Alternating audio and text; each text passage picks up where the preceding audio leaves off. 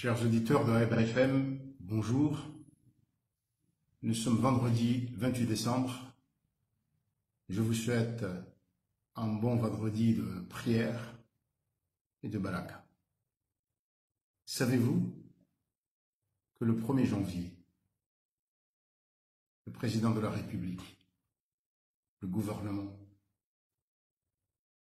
toutes les administrations, en l'absence d'une loi de finances 2019, n'ont pas le droit de dépenser un sou, un franc de l'argent public. Ni pour des salaires, ni pour l'essence des voitures, ni pour des indemnités de voyage, ni pour donner au ministère de l'Éducation ou de la Santé. Rien. De même, les administrations, la douane, les impôts, le service des passeports, les municipalités n'ont le droit de vous demander de payer quoi que ce soit pour les services. En fait, ils ne peuvent pas les faire parce que la loi de finances ne les a pas autorisés à prendre ni spécifier l'argent qu'ils doivent prendre pour ça. Oui, la loi de finances, qui n'est pas votée. La loi de finances, c'est en quelque sorte l'autorisation que le citoyen, vous et moi, Monsieur le Président de la République, son chauffeur, sa cuisinière ou son cuisinier, le policier qui est devant la présidence, le pêcheur, vous et moi, nous autorisons le gouvernement à prendre de l'argent sur nos activités, sur ce que nous achetons, sur ce que nous faisons pour vivre. Le taxi que vous avez pris aujourd'hui, la boîte de sardines ou le kilo de riz que vous allez acheter, le cahier que vous allez acheter pour votre enfant ou le lait de votre enfant, les marchandises que vous allez retirer à la douane, nous avons consenti, nous avons accepté à ce qu'on prenne de l'argent dessus pour faire fonctionner le pays, pour qu'on fasse des routes, pour la santé, et ceci et cela. Les autorités n'ont pas le droit de dépenser un sou ni d'engager une dépense si elle n'est pas incluse dans la loi de finances. Dans tout pays, c'est une catastrophe, c'est quelque chose d'inimaginable, on ne peut pas arriver à ça. Pour vous donner une idée, parce qu'il n'y a pas eu d'accord entre le président Trump et les parlementaires, certaines administrations sont fermées. Mais ils se sont entendus pour voir quel est l'argent qui ne sera pas affecté, il sera affecté où ou pas, pour que le pays fonctionne. Et c'est un pays où d'ailleurs la plupart des activités sont assurées par le secteur privé. Comment est-on arrivé à cela? Comment est-ce possible que aujourd'hui, à ce jour, on n'entend ni parti politique, de la majorité ou de l'opposition, aucun professionnel, aucun ministre, aucun leader politique, et encore moins l'élite professionnelle et politique, parler d'un problème aussi grave. Après la Constitution, c'est la loi de finances. Parce que c'est la loi de finances qui montre qu'il y a des citoyens qui ont accepté d'être ensemble dans une nation, un État, et vivre ensemble. L'absence de réaction prouve que nous n'avons pas encore une conscience de ce vivre ensemble et de la nécessité d'un État, parce qu'on va faire n'importe quoi à partir du 1er janvier. J'ai vu déjà dans Massiwa d'aujourd'hui, qui est le seul journal peut-être qui a conscience de ce qui se passe, enfin en tout cas pour aujourd'hui, enfin qui en parle, que déjà on parle d'ordonnance et tout ça. Il n'y a pas d'issue. Il n'y a pas d'issue. Allez voir les articles 56 et 88 de la Constitution.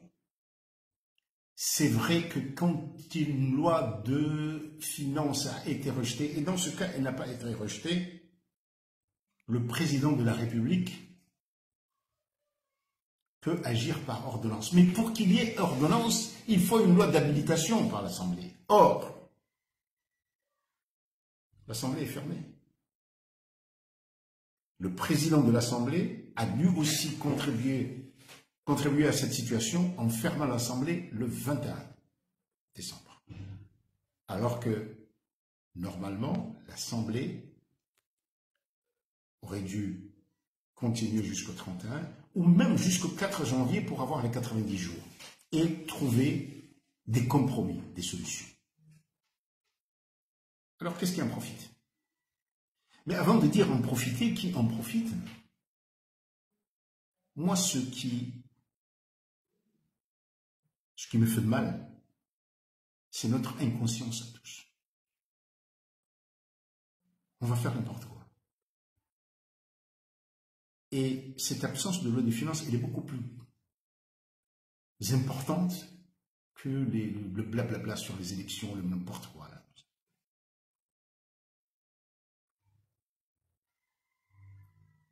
Les députés n'ont pas rejeté la loi de finances. C'est le gouvernement qui n'a pas continué. Et ce qui est grave, c'est que dans n'importe quelle démocratie, quelle que soit la faute du gouvernement, le gouvernement aurait essayé de justifier et de dire que ce sont les députés qui sont coupables. Mais personne ne fait quoi que ce soit. Les partis politiques, dans un pays où on a une conscience de l'État, auraient dû crier les uns pour accuser le gouvernement, ceux du gouvernement pour créer à l'irresponsabilité des députés. Rien de ça. Maintenant, on va demander à des fiscalistes et que chacun va jouer suivant son appartenance politique pour justifier, accuser. Personne ne crie, personne ne pleure. C'est ça ce que nous devrions faire. Qu'ont demandé les députés? Quand il y a une loi de finances, elle est adoptée quelque temps, quelques semaines, quelques mois avant le 1er janvier de l'année où elle entre en exercice. Ça, on appelle la loi initiale.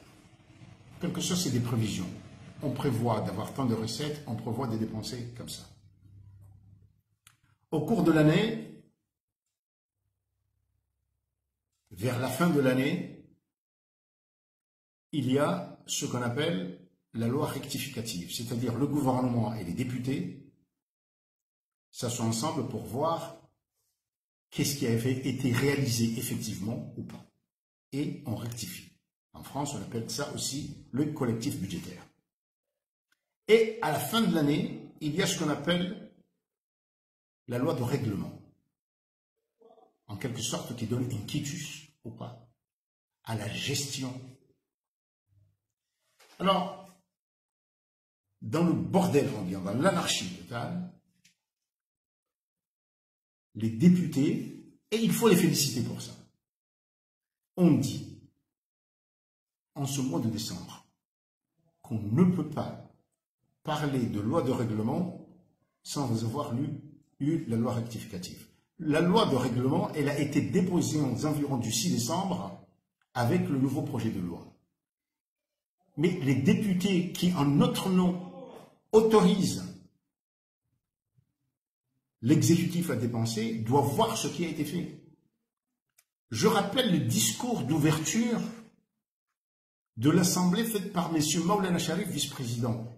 Il a dit au gouvernement, il a dit au ministère des Finances, ne continuez pas à faire ce que vous faites. Vous devez nous envoyer en quelque sorte des rapports sur l'exécution. Vous ne le faites pas.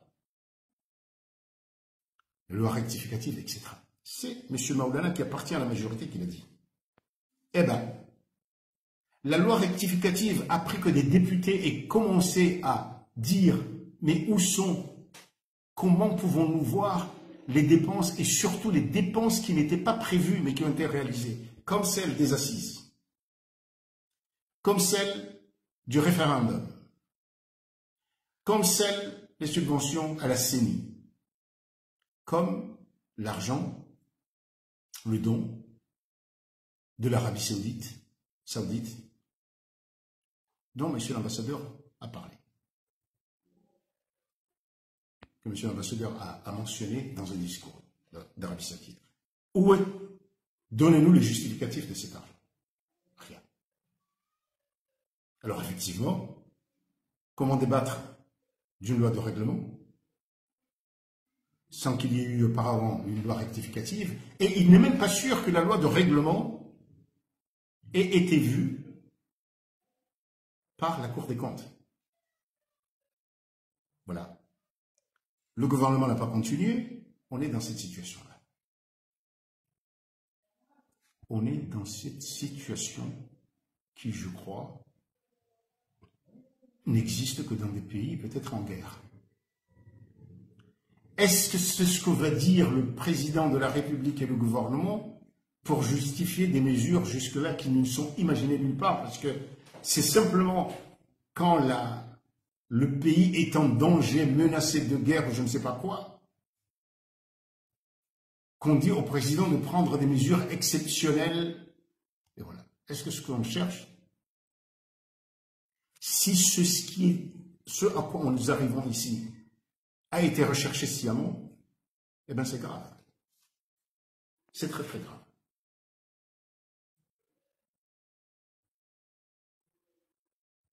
Mais au lieu de continuer à parler du gouvernement et du président de la République, je me retourne vers l'opinion,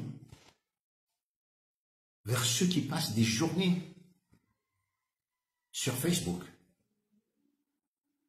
à parler de ceci ou de cela sans la loi des finances. La loi des finances, c'est ungumwana wa hatu siraia.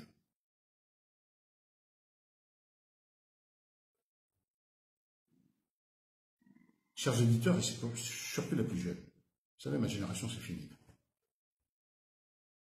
Je vous demande, s'il vous plaît, d'aller sur Google et de googler, de chercher loi des finances, importance de la loi des finances, et pas simplement en France.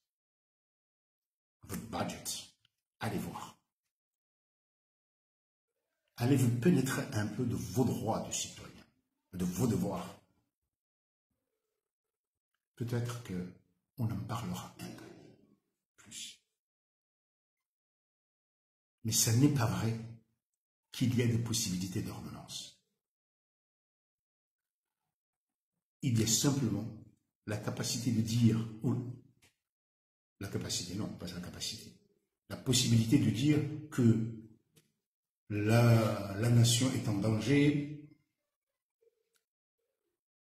on est presque dans une situation de guerre alors que le président va prendre des mesures exceptionnelles parce que rien dans notre constitution, nos lois ne justifie, enfin ne nous donne une possibilité d'agir en l'état. Parce qu'encore une fois, les ordonnances, cela exige une loi d'habilitation. Or, l'Assemblée n'est pas là. À demain.